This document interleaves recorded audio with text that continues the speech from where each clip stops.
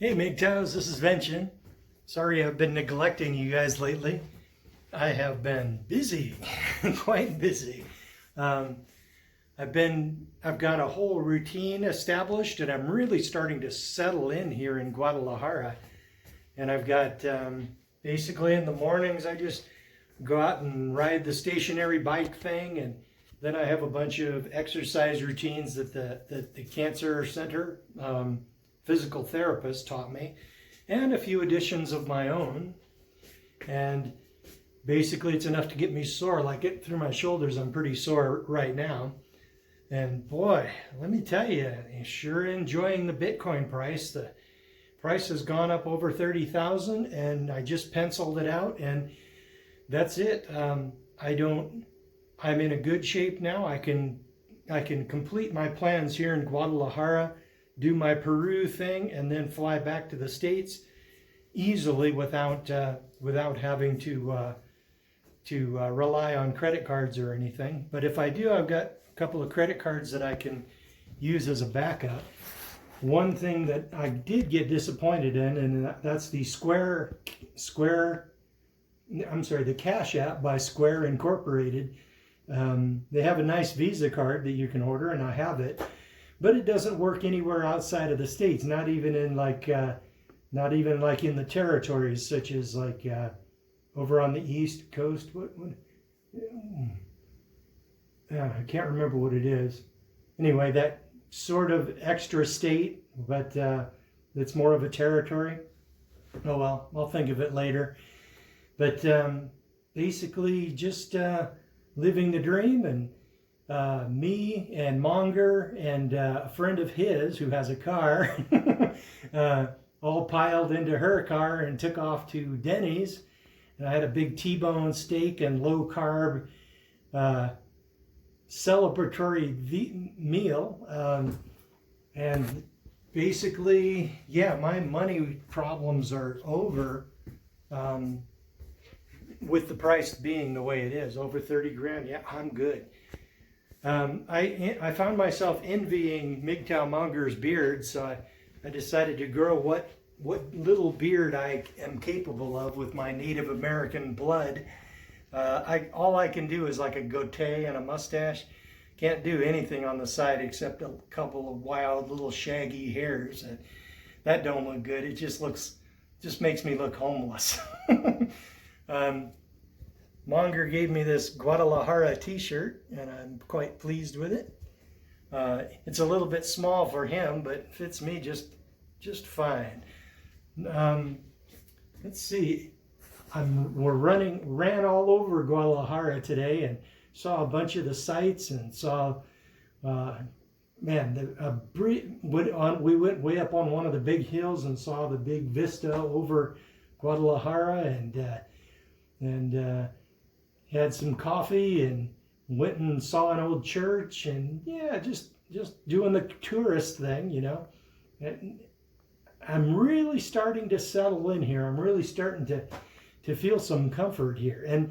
And with the studying I've been doing of Spanish, even with my 56-year-old memory, I am now able to understand about 1 out of every 30 words that I hear in Spanish. So, and I'm starting to get more encouraged. So I'm planning to increase the amount of time that I study Spanish, maybe to an hour a day, spread over like a half hour in the morning and a half hour in the evening. And I would prefer, of course, to be surfing MGTOW videos and Bitcoin videos, but this is an investment that I'm making in time to basically make myself more comfortable here and give myself more options. Because man, with Spanish, I can the whole southern part of the American continent is open, and then a lot of places, if you know Spanish, it's even easier. Like the Philippines, they have a lot of Spanish in their language, and then of course there's Spain and other places like that. So it's pretty darn useful. So, and I've always wanted a second language, and I've studied it intermittently over the decades. But now that I've got some immersion going here, I can really study it more. As far as the whole Bitcoin thing goes, it's kind of funny, you expect something like this to be happening for so long. I mean, every month that I bought, and started and continued stacking. I don't trade, and except for about a 6-month time trying to trade, but the only thing I could do was lose money. So I ended up stopping and just going dollar cost averaging. Just every month I just added more to my stack, and then when I got too much, I locked it in the safe deposit box and went on with my life. And before you start screaming about that, like a lot of people do, especially my fellow preppers, you just don't understand Bitcoin if you're screaming about that. So, yeah. So basically, yeah, it's so secure, the Trezor is just completely useless to them. And if they like lock me in a cage or saying something, give me your password, give them my duress password, no problem. And there's no way they can prove that I have more, I lost it in a boating accident, But so basically, I've been expecting this for so long. We projected it out. It was corporate buy-in would happen first, and then we would have bank buy-in, and then we'd have stock market buy-in, and then after that we would have central bank buy-ins, and then pretty soon governments would be hodling Bitcoin that they seize or that they tax or that they buy, and the sky is the limit on this. And if one country outlaws it, other countries, it's still very valuable in other countries. So I am very optimistic. And now, man, with all these big companies buying it and all these billionaires owning it, that is one hell of an ally of Bitcoin, and people who have serious power. Representatives own Bitcoin, and they're all going to be, when they have a dog in the fight, they're going to be using their influence to help Bitcoin along. And that's been snowballing for like years. Well, a lot of these big banks, like when the leader of JP Morgan was like screaming that Bitcoin was evil and horrible, one of their subsidies, what was that, Goldman Sachs, one of their subsidiary companies were buying Bitcoin like crazy. So you can't really tell what they're doing by what they say. Same with all the Bitcoin whales, like when Vinnie Lingham, that whale, was basically saying Bitcoin was going to crash to 300. What he had almost certainly was short positions, and he was attempting to spread panic, FUD, fear, uncertainty, and doubt. And I fell for it. That's the last time I fell for the FUD. Now my hands are enormously stronger. It would take a lot for me to let go of my Bitcoins. So there's that. But man, now anything freaking Vinnie Lingus, his actual name is Vinnie Lingham, but I call him Vinnie Lingus. Anything he said is bullshit, in my eyes. So other than that, I'm just settling in. I'm going to stay here for another month or two, and then see if I can circulate through Peru and do that ayahuasca thing. Then it'll be thawed out in Washington State, and then I'll be able to return home, get a little body work done on my camper, and then go live my dream of doing the wandering mechanic for permaculture communities thing. And I'm sure feeling awesome. After that liver hyperthermia, I've been feeling much better, although the other treatments like the low-dose chemo weakened me significantly, and the surgery for, the colostomy surgery, that kicked my butt, literally. And there were times over in Tijuana, like during my recent cancer treatments, when like my legs almost gave out. I mean, it's like I was expecting strength in my legs, but the strength wasn't there. Once I almost fell on my face in the middle of the street, and it's like, actually more than once, a couple times. But now I'm doing that stepper bike thing in the morning, and then I'm also doing a thing like not deep knee bends, but knee bends on one foot, like with my arms out, like leaning down with my other leg out, and then I'm leaning, and then I'm sort of squatting down on one leg, and then I do 3 sets of that, and that'll make you sore, and my strength is really coming back. And so yes, cancer is a big, huge pain in the butt, and it's a heck of a challenge. But man, if you can rise to the challenge and really go low carb and really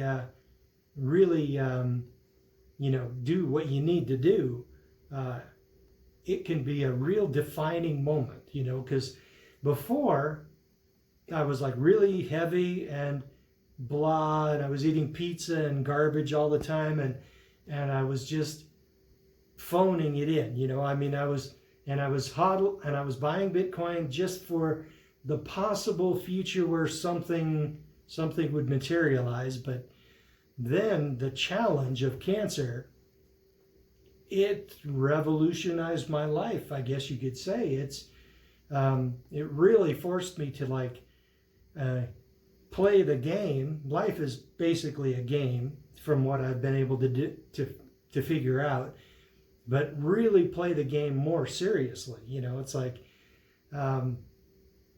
the game is like much more interesting because I've got one heck of a challenge on my hands. So it's like when I was playing like my old D&D game group, right? When we were in, when the chips were down, and things were just about, and the battle was really hard, and everybody was like going at their maximum strategy to defeat it or die. And then I would be running all the monsters and everything. And then I would look up, and all the gamers were around the table. They were all standing up. And they were like 100%, man.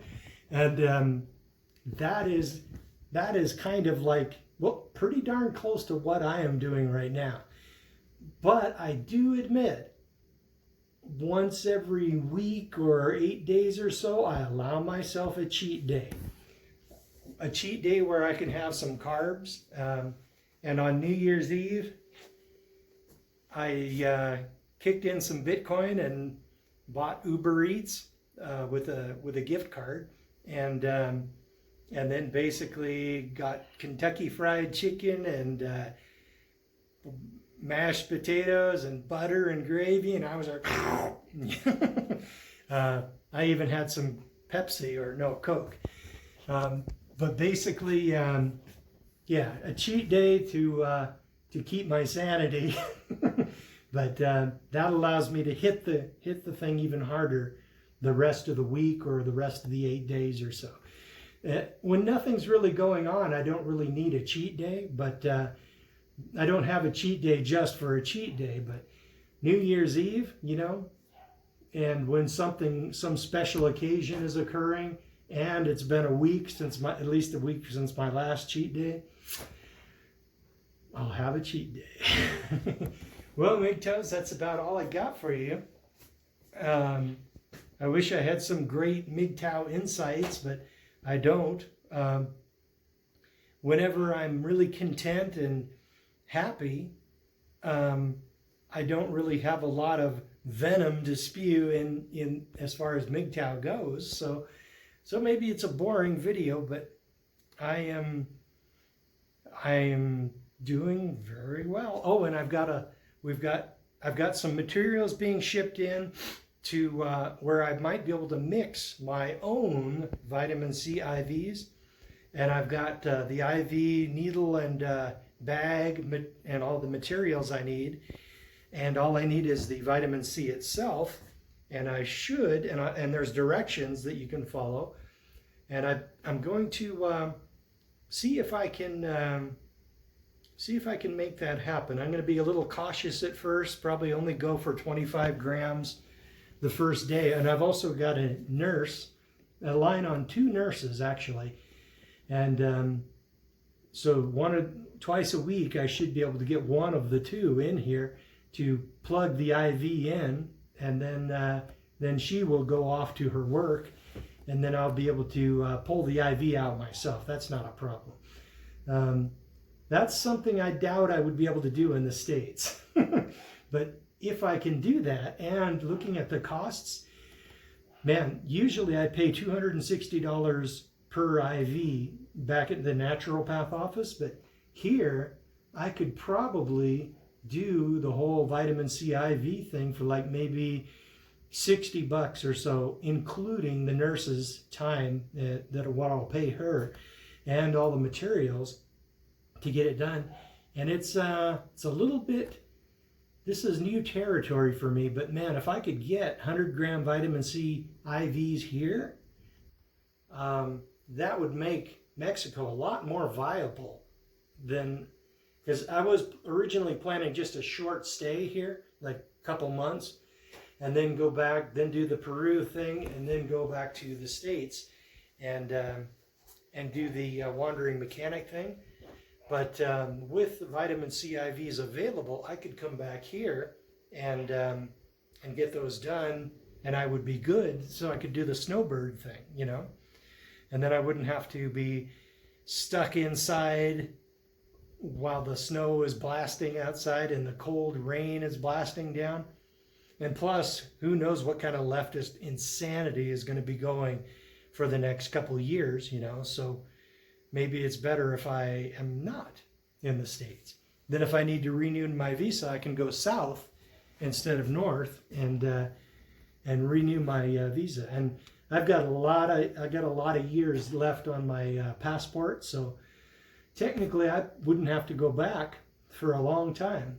So if things get that bad, all I'd have to do is go back long enough to dump my belongings, get my dad squared away someplace, and then get my ass back to Mexico or something. So depending on how bad things get in the States, that's going to determine what my plans will be.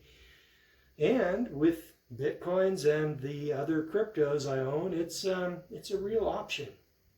So guys, planning, you know, looking really hard at what we are seeing coming down the pipe at us is really important, and then planning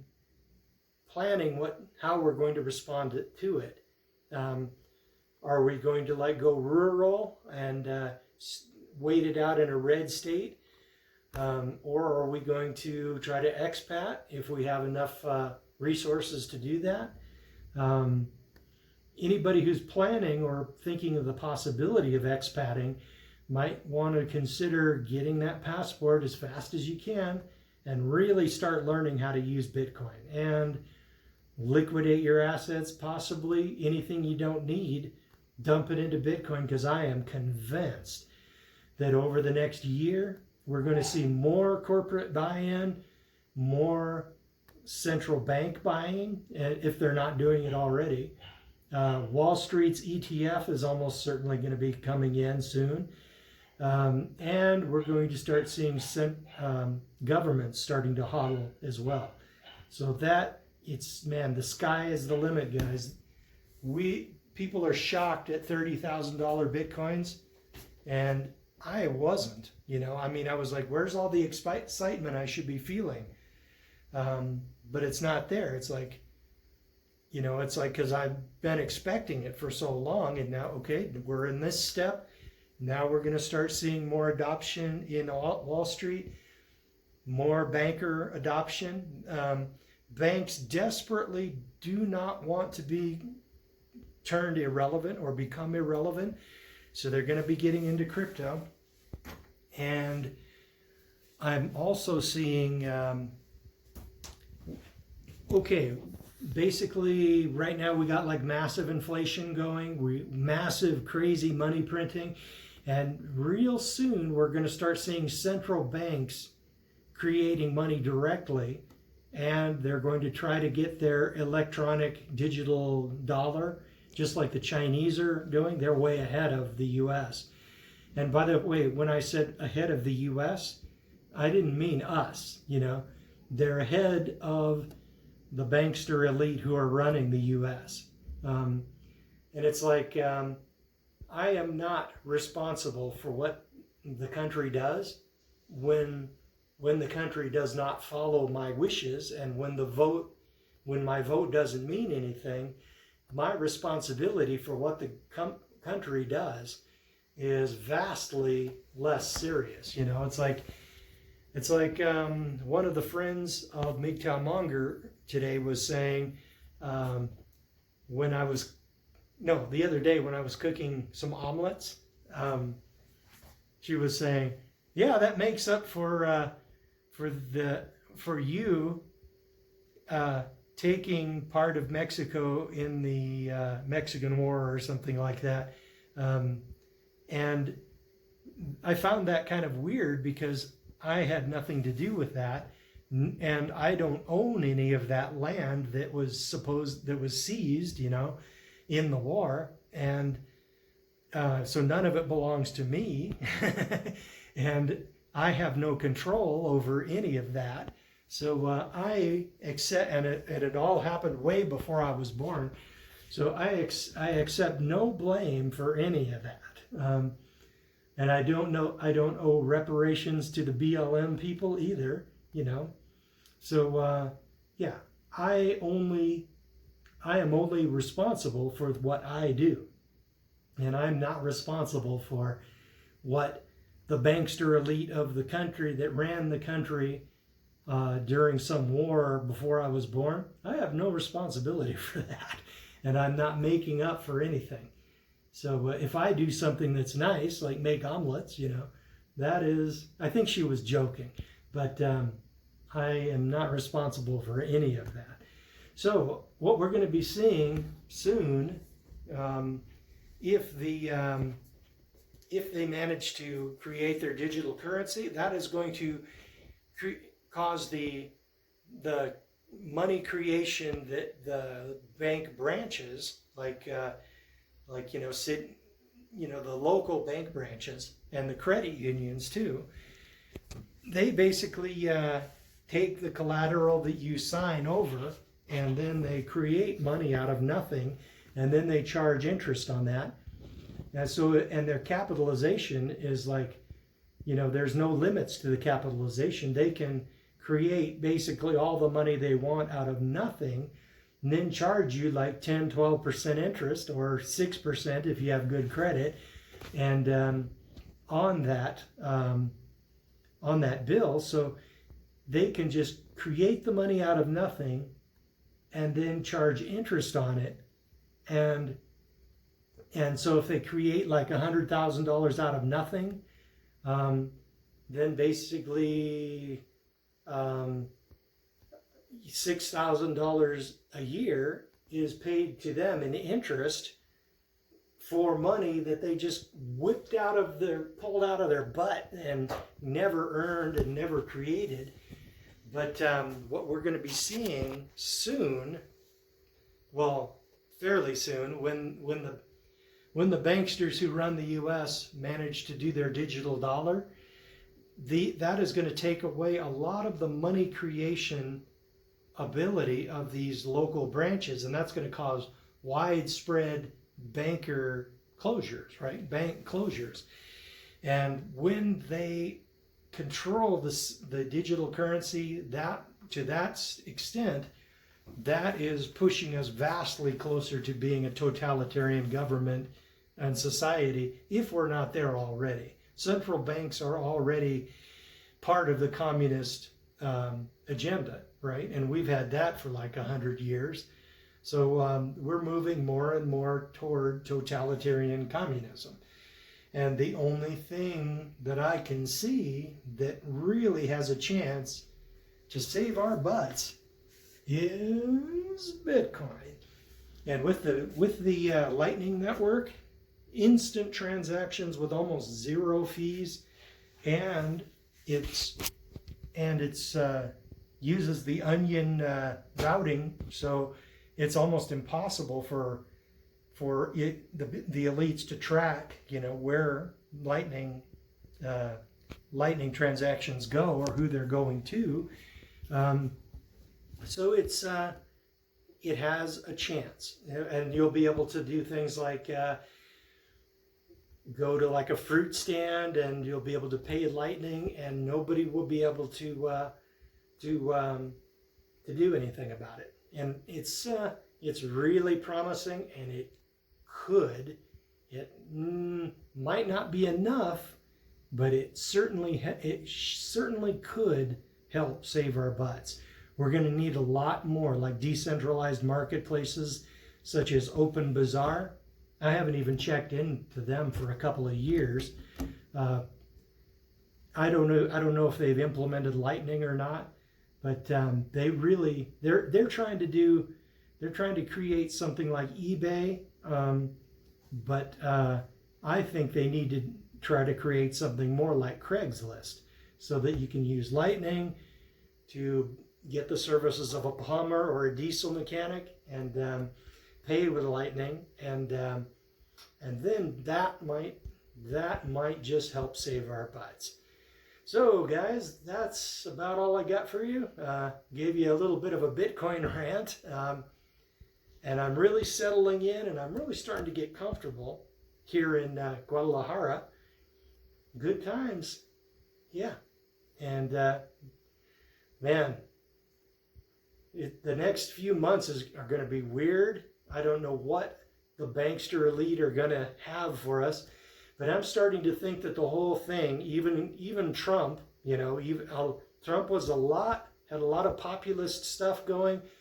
He vetoed the TPP, where China would be able to purchase a big plot of land and call that China and have Chinese rule there, and bring in Chinese workers to work for really low wages, and then just totally wreck whatever manufacturing we have left. But he vetoed that shit, and the banksters wanted that bad. So there was some populist thing going with Trump, but man, I'm starting to think right now, Republicans disputing the election and everything. I am starting to think that it's just a big show. They already know what they're going to do, and it's a matter of whatever they decide to do. So I don't know what it's going to be, but whatever it is, we're going to have to keep our eyes open, really think on our feet, try not to be too vulnerable by having too much invested in their system. That's one of the reasons I sold my house and got rid of that thing. And a lot of that house money found its way into crypto when the prices were just crashed into oblivion. Like I picked up some Ethereum at 160, and now it's like 780 or some shit. So yeah, good times. Yeah, buying the dips, and averaging in, but I don't have any money for that anymore. I'm averaging out now. Okay, guys, that's about all I got for you, and don't get married.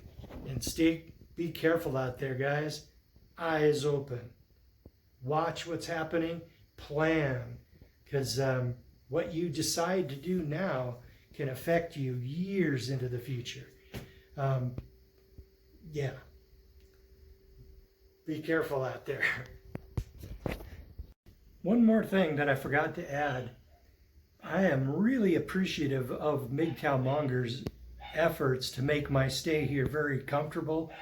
Man, he has really gone above and beyond the call of duty to make my adaptation here go much more smoothly. Very instrumental in finding the nurses that might be able to do the IVs, and he's actually the one who found the link to the vitamin C powder that I've ordered, and it should be here pretty soon. And man, awesome. He has the idea of creating a MGTOW underground railroad for MGTOW who want to get the heck out of the country for a while. He'll be able to point them to Airbnbs and other places they can live, and if they want to, if somebody has a bit of incel in them, he can direct them and sort of guide them through the whole massage parlor thing, where it is all legal here, so that you can really find out that sex is just a thing and it's not that big a thing. So, but you might not know until you really, you might not be sure until you try, and he'll be able to point you to the places where you can go, and make your transition smoother. I don't know if he would want to provide hospitality himself as he is with me, because, well, he's been watching my videos for years and he knows who I am, basically. But other MGTOWs who are, sight unseen, he might be able to direct you to Airbnbs and such. But might not want to actually do the, in-person living until he knows who he's dealing with, So, but basically, I'm really enthused about his idea of the MGTOW Underground Railroad, and just to give guys a chance to get out of the country, if not permanently, for a few weeks or a month or two, to really experience another way of living. One thing that's really striking to me is the lack of obesity in women here. I mean, you go around, I was at Sam's Club earlier today, and there is very few, if not, I don't know if I've even seen one today, no land whales. Almost, I've seen maybe a couple since I've been here in Mexico, but land whales are not a thing here. But man, they are all over the place in the United States. So basically, it's there's a little bit more sanity here, and I love the freedom of the culture here. You basically, government says everybody's going to lock down. Guadalajara is supposed to be locked down, and everybody has to close by 7, and all the local street vendors have to be closed. They're not going to be doing anything, and all the shopping malls are closed. But there is a lot of people just ignoring the mandates of the local government and continuing to run their businesses. And man, I love that. I love the freedom. They don't have any guns. Well, not very many guns here, but I think you can own a gun, but you can't really carry it around. But basically, there is no Second Amendment here, I don't think. But basically, there is significantly more freedom here than there is back in the States. So, yeah, I am very impressed. And thanks to MGTOW Monger for really making my stay here so much more comfortable. I went to Cambodia, and if there was a MGTOW Monger in Cambodia, geez, I might be living there right now. But MGTOW expat, great guy, but he just didn't understand how completely of a fish out of water I was over there. And the result was he kind of cut me loose, and I fell right on my face, literally. Stepped off a 3-foot wall that was painted. The floor of that platform was exactly the same color as the floor of the area beyond it, and I stepped right off and wrenched the living shit out of my shoulder, and I was like in terrible pain the whole time I was there, and it really put a damper on the whole thing. But basically, so I'm very, very careful here. The sidewalks and streets are very uneven here, but I'm not going to let that happen to me again. Okay, guys, I'm going to let you go, and don't get married.